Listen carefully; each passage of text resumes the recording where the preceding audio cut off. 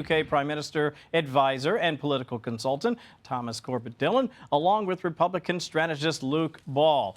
Gents, good to have you with us tonight. I just want to share this. This is an interesting bit of sound. This is John Kennedy talking with Larry Kudlow over on Fox Business, and basically he's saying this is what happens when you, in effect, if you're the Obama administration, attempt to stack the deck against the incoming administration. Listen, get your reaction on the other side. Comey, Clapper, Brennan started this rumor that President Trump actually colluded with Russia to meddle in the election.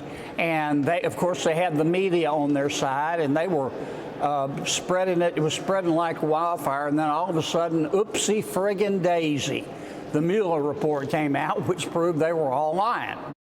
Oopsie friggin' daisy. Thomas, your thoughts on what the senator had to say? Well, he's always got a good way of words. We like how he speaks. But I'm curious that anyone's actually surprised about this. If you think back to 2016, the whole DC were petrified of President Trump when he first ran, when he got the nomination. Then when he won, they all decided, DC, the swamp decided, we have to destroy this guy in any way we can. And it's coming out now that it was actually quite well organized, and it seems to have gone all the way to the top.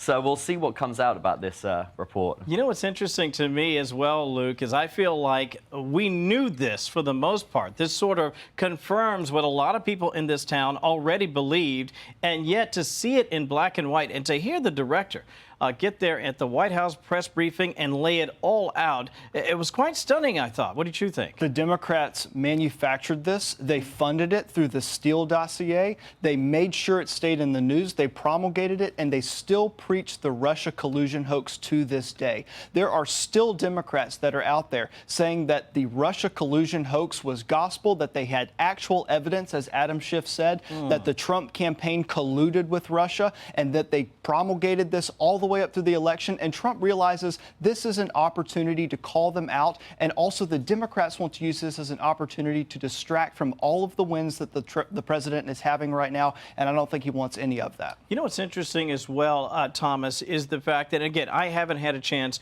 to corroborate everything I've been able to read. But like most of us, we've all been reading this over the last several days. And then even today, I've been reading for about an hour, just sort of going through it one step at a time. It's salacious. It is damning.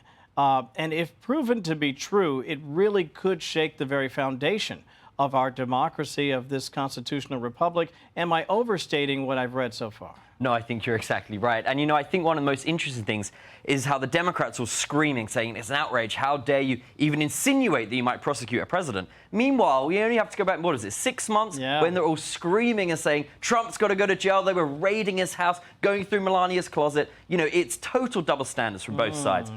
So I think he's using this smart to actually make them sort of eat their own words, because only 6 months ago, they were very willing to, but they wanted him to go to Rikers. They wanted the president in jail. And now they're saying, how dare you try and prosecute Obama? What an outrage. They're hypocrites. 20 seconds. You want to get in on that? Yeah, I would just say that we've saw from Peter Strzok to Lisa Page texting back and forth, don't worry, we're going to stop Donald Trump.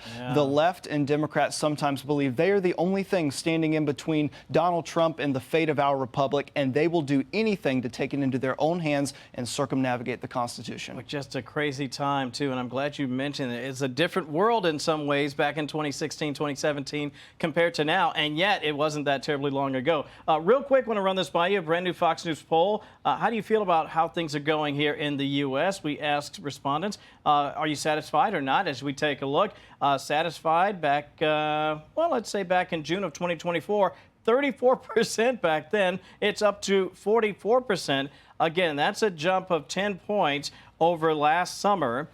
Surprised, not surprised, or more or less in the middle? What do you think? Well, I'd like to compare that to a poll of how things are going in the UK. I think the British government are like 10% approval rating. So, I'm very jealous that you guys have President Trump. We are not doing as well over there. So I think, I see it here. Things are improving. Things are getting better in the US. And I think that the polls are showing that. So President Trump's doing a good job. It's slowly starting to trickle through. So 15 We're seconds. only like 7-8 months into this whole shebang, and we are heading in the right direction. I believe that at the end of this term, we're going to see some wildly popular presidential numbers. I am predicting that 2026 will be an amazing economic year, and that could really pay big dividends come the midterm. Of course, tying that to the Fed chair. Gentlemen, thank you so much. Appreciate your time tonight.